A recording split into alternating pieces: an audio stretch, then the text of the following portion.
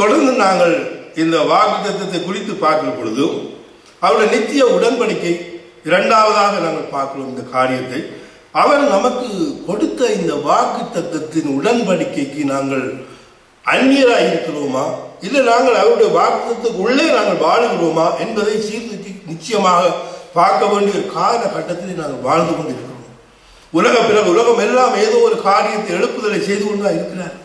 தங்களுடைய பண்டிகைகளை செய்து கொண்டுதான் இருக்கிறார்கள், ஆச்சாரங்களை செய்து கொண்டுதான் இருக்கிறார்கள். ஆனால் அவைகள் ஒன்று தேவனுக்கு பிரியமானது என்று வேதத்திலே எந்த இடத்திலும் சொல்லப்படாத காரியங்கள். ஆவிக்குரிய சபைகள் வேதத்திலே மறுபடியும் பிறந்தவர்கள் என்று சொல்லிக்கொண்டு வாழுகிற மக்களே, உன்னுடைய ரட்சிப்பிலே எப்படி இருக்கிறாய், வேதத்தின்படி நீ வாழுகிறது சரியா என்பதை நீ தீர்மானம் எடுக்க வேண்டியது உன்னுடைய ஒவ்வொருவருடைய கரங்களிலும் இருக்கிறது. மற்றவர்கள் மனிதர்களுடைய போதனைகளுக்கு சென்று உங்களுடைய ரட்சிப்பை இழந்து நீங்கள் தேவனுடைய வருகையிலே கைவிடப்பட்டால் அது பரிதாபம். ஆனால் தேவன் சொல்லுகிற காரியங்களுக்கு வார்த்தைக்கு கீழ்ப்படிய வேண்டும். அவர் வார்த்தையை அனுப்பி குணப்படுத்துகிறது. இந்த வசனத்துக்கு விரோதமாக நடக்கிற எந்த காரியமும் அது தேவனிடத்திலே சேராது என்று எச்சரிக்கிறார். அதைத்தான் நாம் இன்றைக்கு தேடி ஆராய்ந்து வெளிப்படுத்துகிற விசேஷத்திலே ஆண்டவராக இயேசு கிறிஸ்து வந்து அவர் மாம்சத்திலே கொலையுள்ள ஆவியில் உயிர்ப்பிக்கப்பட்டு திரும்ப பரலோகம் போய் கிபி 100வது வருஷத்திலே பத்ம தீபிலே யோவானுக்கு தரிசனமாகி வெளிப்படுத்த விசேஷத்திலே சொல்லி சென்ற காரியம் சபையின் காலங்களையும் சபையையும் ஸ்தாபித்தார். அதிலே 1, 2 அதிகாரம் 3 அதிகாரங்களிலே சபையை குறித்துள்ள காரியங்கள் தெளிவாக எழுதப்பட்டிருக்கிறது. இந்த சபையை குறித்து தேவன் பேசிக் கொண்டிருக்கிறார். 7 பொன் குத்து விளக்குகளின் மத்தியிலே உலாவிக் கொண்டிருக்கிறார். 7வது சபையின் காலத்திலே நாங்கள் வாழ்ந்து கொண்டிருக்கிறோம். தேவன் ஒவ்வொரு சபையிலும் உலாவிக் கொண்டிருக்கிறார். ஆனால் தேவனுக்கு பிரியமில்லாத காரியத்தை செய்தால் தேவன் கைவிட்டு விடுவார் என்று நிச்சயமாக இந்த காலத்தில் உள்ள சபையை குறித்து சொல்லுகிற பொழுது வெளிப்படுத்தல் 3 அதிகாரம் 14 வசனத்திலே லவோதிக்கா சபையின் காலம்தான் இந்த காலம். இன்னும் நீங்கள் வேத வசனங்களை தீர்க்கதரிசிகள் மூலம் சொன்ன செய்திகளை எடுத்து ஆராய்ந்து நீங்கள் பார்த்து கர்த்தருக்குள்ளே ஆயத்தப்பட வேண்டும். இந்த ஆயத்தம் நமக்குள்ளே இன்னும் வராதனால என்ன நடக்கிறது? நமக்குள்ளே போட்டியும் பொறாமையும் சண்டையும் வேத புரட்டுகளும் தர்க்கங்களும் நடந்து கொண்டு இருக்கிறது அல்லாமல் எல்லா சடங்காச்சாரங்களை நம்பி மக்களை திருப்திப்படுத்துகிறதுக்காக நாம் எதையோ செய்து ஏதோ ஒரு மக்களை கூட்டத்தை காட்டுகிறதுக்காக செய்து கொண்டு இருக்கிறோமே அல்லாமல் தேவனுடைய வாக்குத்தத்தம் என்ன? அவர்களை அழைத்தார். அவர் நீங்கள் எபிரேயர் 11 அதிகாரத்தில் வாசிக்கிற பொழுது அவர்கள் தங்களை அந்நியரும் பரதேசிகளுமாய் அழைத்து கொண்டு எவ்வளவு பிரச்சனைகளுக்கு மத்தியிலே வாழ்ந்து மடித்தார்கள். இன்றைய வாக்குத்தத்தம் பண்ணப்பட்ட நாம் எப்படி இருக்கிறோம் என்பதை பார்க்கவும். இந்த உலக பிரகாரமான காரியங்களை நன்றாக தேடி சிந்தித்து பாருங்கள். இந்த வேத கண்ணாடி எடுத்து பாருங்கள். இந்த உலகத்திலே நடைபெற்றுக் கொண்ட சபைகள் மதங்கள் எல்லாம் இந்த தேவனுடைய சித்தத்துக்குள்ளே இருக்கிறதா இல்லையான்னு, அப்படி இல்லாவிட்டால் அதை நீங்கள் விட்டுவிட வேண்டும் என்பதுதான் தேவன் விரும்புகிறார். உலகத்தில் எல்லாம் இருக்கும். ஆனால் நாம் தான் அதை தேடி கண்டுபிடிச்சு அதை விட்டு விலக வேண்டும் என்று தேவன் விரும்புகிறார். நாம் மனுஷரை திருப்திப்படுத்தக்கூடாது. மனுஷரை அல்ல, தேவனையே நாங்கள் திருப்திப்படுத்துகிறோம் என்று நாங்கள் அப்போஸ்தலர் நடவடிக்கையிலே சீமோன் பேதுரு பேசிக்கொண்டு வருகிறார். மனுஷரையா தேவனையா திருப்திப்படுத்துகிறோம், தேவனை திருப்திப்படுத்துவோம் என்று வாழ்ந்தார்கள். அப்படித்தான் பழைய பரிசுத்தவான்கள் பழைய அப்போஸ்தலர் வாழ்ந்தார்கள். இன்றைய காலகட்டத்தில் இருக்கிற சபைகள் எவ்வளவோ தூரம் சென்று விட்டது. தேவனுடைய வார்த்தையை விட்டு வழி விலகி உலக பிரகாரமான ரட்சிக்கப்படாத சபைகள் கொண்டு வந்த சடங்காச்சாரங்களும் பண்டிகைகளும் எல்லாம் வந்து இன்றைக்கு மக்களை எவ்வளவு தூரத்துக்கு செல்ல வைத்து விட்டது. இவர்களை நீங்கள் தேடி ஆராய்ந்து பார்க்க வேண்டும். ஆண்டவராய் இயேசு கிறிஸ்து சர்வத்துக்கும் மேலான தேவன் என்று ரோமருக்கு நிறுவனம் 9 அதிகாரம் 5 வசனம் சொல்லுகிறது. அவர் இஷ்டவேல் சந்ததியிலே பிறந்த சர்வத்துக்கும் மேலான தேவன். ஆமே, சர்வத்துக்கும் மேலான தேவன் என்றால் அவருக்கு மேலே யாரும் இல்லை. ஏனென்றால் அவர் மாம்சத்திலே வெளிப்பட்ட தேவன் மாம்சத்திலே வெளிப்பட்டார். அவர்தான் தேவன், அவர்தான் பரிசுத்த ஆவியானவர், அவர்தான் பிதா. அதான் இயேசு சொன்னார், என்னை கண்டவன் பிதாவை கண்டான். இன்றைக்கு இப்படியான போதனைகளை நாங்கள் மூழ்கி இருக்காமல் இவைகளை தெளிவு கொண்டு வெளியேறி நாங்கள் ஆண்டவராய் இயேசு கிறிஸ்துவை அறிவதை நித்திய ஜீவன். இந்த உலகம் முழுவதும் இப்படியான மூன்று பேர் என்ற ஒரு போதனை, திரியேக தேவ வணக்கம், பிதாக்குமாரன் பரிசுத்தாவின் ஞானஸ்தானம் வேதத்தில் எந்த இடத்திலேயும் அனுமதி இல்லை. யார் என்ன தப்பா நினைத்தாலும் இல்லை. சத்தியத்தை நாம் சத்தியமாக துப்புரவாக பேச வேண்டும் பவுலே எழுதியிருக்கிறார். சத்தியத்தை நாம் சத்தியமாகவே பேசுவோம்.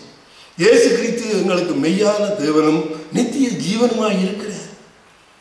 1 யோவான் 5:20 வாசிக்கிறோம். தேவனுடைய குமாரன் வந்து நமக்கு புத்தியை தந்திருக்கிறார். இவரே மெய்யான தேவனும் நித்திய ஜீவனுமாய் இருக்கிறார். அப்ப மெய்யான தேவன் அப்புறம் ஒரு பொய்யான தேவனா? அப்படிப்பட்ட தேவனை நாங்கள் அடைந்திருக்கிற நாங்கள், உயிர்த்தெழுந்து நம்ம தன்னுடைய ஜீவனை தந்த தேவனுடைய பிள்ளைகளா இருக்கிற நாங்கள் விசுவசிக்கிறது எங்களுக்குள்ளே சந்தேகங்கள், போட்டிகள், பொறாமைகள் அவர் உங்களுக்குள்ளே இருக்கிறார் என்று நீங்கள் உங்களை ஆராய்ந்து பாருங்கள் என்று 2 கொரிந்தியர் 13:5 ஒரு வசனத்தை வாசிக்கிற பொழுது நீங்கள் விசுவாசிக்கிறீர்களா? இல்லை, நீங்கள் உங்களையே சோதித்து பாருங்கள். 2 கொரிந்தியர்ல நாங்கள் இந்த வார்த்தையை வாசிக்க கேட்போம். 2 கொரிந்தியர் எடுத்துக்கொள்வோம். 13ஆம் அதிகாரத்தில் ஆண்டவராகிய இயேசு கிறிஸ்து இந்த உலகத்திலே வந்து என்னத்தை சொன்னார்? அவர் சொன்ன வாக்குத்தத்தம், அவர் மரித்து உயிர்த்தார் என்று விசுவாசிக்கிறோம். ஆனால் அவர் நமக்குள்ளே இல்லை என்று நாங்கள் இருக்கிறாரா என்பதை விசுவாசிக்கிறது இல்லை. பரிசுத்த ஆவியானவர் யார்? 256 பக்கத்தில் 13ஆம் அதிகாரத்தில் 5ஆம் வசனம்.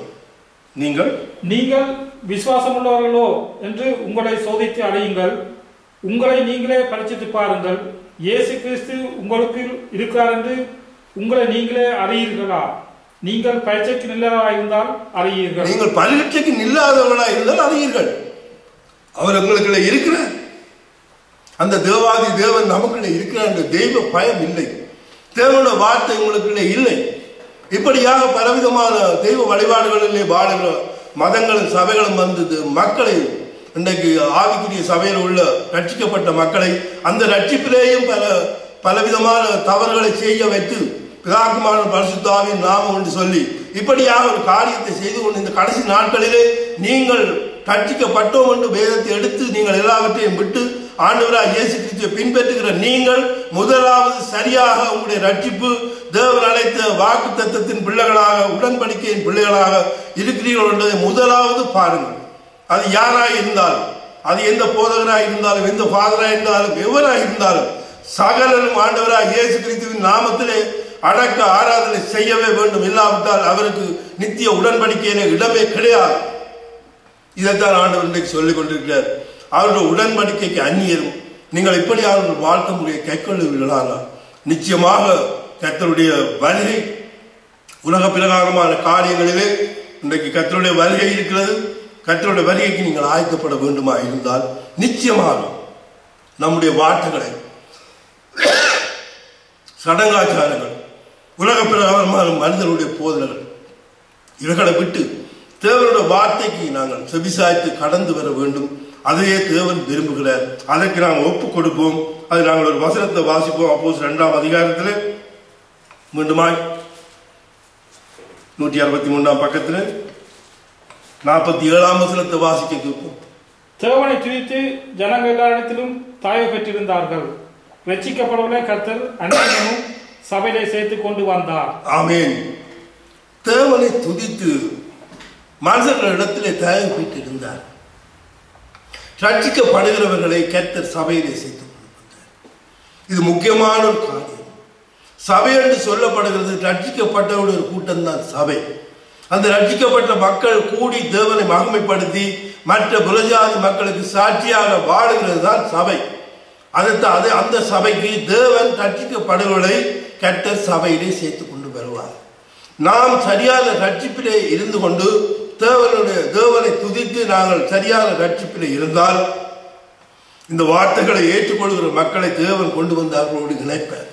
உலக பிரகாரமான இந்த வேதத்தின்படி இன்றைய காலகட்டத்திலே நாம் பார்க்க வேண்டியது மனிதர்களை பார்க்க வேண்டாம், அல்லது என்ன கூடி நாங்கள் இந்த செய்தியை நீங்கள் என்ன பார்க்காதீர்கள், இந்த செய்தி சரியோ பிழை என்பது நாம் வேத வசனத்துக்கூடாக ஆராய்ந்து பார்க்கிறது மிகவும் அவசியம். இந்த காலகட்டத்திலே இன்றைக்கு தீர்க்கதரிசிகள் மூலம் சொல்லப்பட்ட வார்த்தை நமக்கு இருக்கிறது. இன்றைக்கு தேவனுடைய வருகை வருமானால், இன்றைக்கு உனக்கு ஒரு மரணம் நேருமானால், இந்த உடன்படிக்கையை நீ நிறைவேற்றாமல் இருந்தால் நீ பரதீசில் இருப்பாயா பாதாளத்தில் இருப்பாயா என்பதை நீயே தீர்மானித்துக் கொள். சகோதரி சகோதரி, யாரையும் திருப்திப்படுத்தாது. இந்த நிமிடம் வரை நீ அறியாமல் இருந்தால் இன்றைக்கே மனம் திரும்பி கர்த்தருக்குள்ளே உன்னை ஒப்பு கொடுத்து உடன்படிக்கையை, தேவனுடைய நித்திய உடன்படிக்கையை நான் நிறைவேற்றி வாக்குத்தத்தத்தின் பிள்ளைகளாக ஆண்டவராக இயேசு கிறிஸ்துவுக்கு முன் நிக்க திராணி உள்ளவர்களாக நம்மை ஆக்கிக் கொள்ள வேண்டும். இதுக்காகவே தேவன் நம்மை அழைத்திருக்கிறார். அதற்காக நாம் தேவனை மகிமைப்படுத்தி அவர் பாடலை பாடி கர்த்தருக்குள்ளே கடந்து செல்வோம். நன்றி. நன்றி ஆண்டவரே, ஸ்தோத்திரம் ஆண்டவரே. என்னை அழைத்த தேவன் உண்மை உள்ளவராக இருக்கிறார். அதுபோல நாங்கள் உண்மை உள்ளவர்களாக தேவன் நமக்கு கொடுத்த இந்த சிலாக்கியமான காலத்தை நேரத்தை பயன்படுத்தி வேதங்களை ஆராய்ந்து பார்த்து வேத வாக்கியங்கள் ஆராய்ந்து பாருங்கள். அவர்களால் உங்களுக்கு நித்திய ஜீவன் உண்டு எண்ணுகிறீர்களே, என்னை குறித்து சாட்சி கொடுங்கள் அவைகள். ஆமென். போராடும் என் நெஞ்சமே புகழிடம் மறந்தாயோ, பாராளும் இயேசு உண்டு பதறாதே மனமே. போராடும் என் நெஞ்சமே புகழிடம் மறந்தாயோ, பாராளும் இயேசு உண்டு பதறாதே மனமே. அலைகடல் நடுவினிலே அமிழ்ந்து போகின்றாயோ, அலைகடல் நடுவினிலே அமிழ்ந்து போகின்றாயோ, கரம் நீட்டும் இயேசுவை பார், கரை சேர்க்கும் துணையவரே. கரம் நீட்டும் இயேசுவை பார், கரை சேர்க்கும் துணையவரே. ஆனந்தம் பேரானந்தம் நம்மருளாத சமூகத்திலே, ஆனந்தம் பேரானந்தம் நம்மருளாத சமூகத்திலே. போராடும் என் நெஞ்சமே புகழிடம் மறந்தாயோ, பாராளும் இயேசு உண்டு பதறாதே மனமே. கடந்ததை நினைத்து தினம் கண்ணீர் வடிக்கின்றாயோ, கடந்ததை நினைத்து தினம் கண்ணீர் வடிக்கின்றாயோ, நடந்ததெல்லாம் நன்மைக்கே நன்றி நன்றி சொல்லு.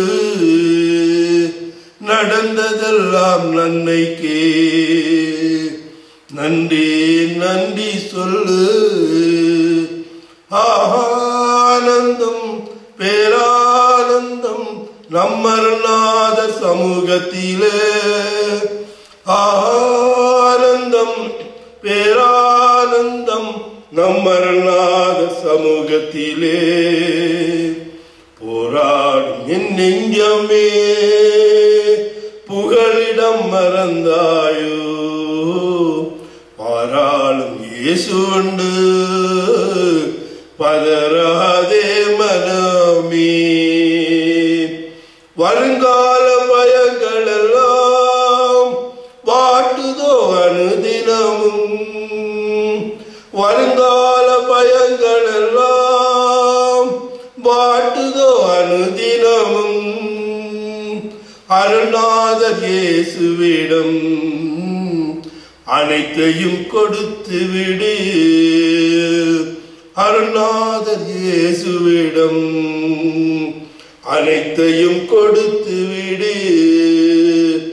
ஆனந்தம் பேரானந்தம் நம்மருளாதர் சமூகத்திலே, ஆனந்தம் பேரானந்தம் நம்மருளாதர் சமூகத்திலே.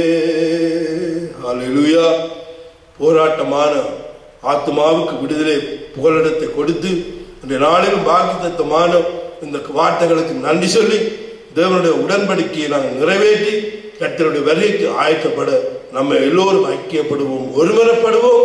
எங்களை சகோதர ஐக்கியத்தை கட்டியெழுப்பும்படி உங்களை நான் மிகவும் அன்பாக கேட்டுக்கொள்ளும் இந்த செய்தியை உங்கள் முன்பதாக வைக்கிறேன். ஆண்டவராகிய இயேசு கிறிஸ்து உங்களை ஆசீர்வதிப்பாராக. ஆமென்.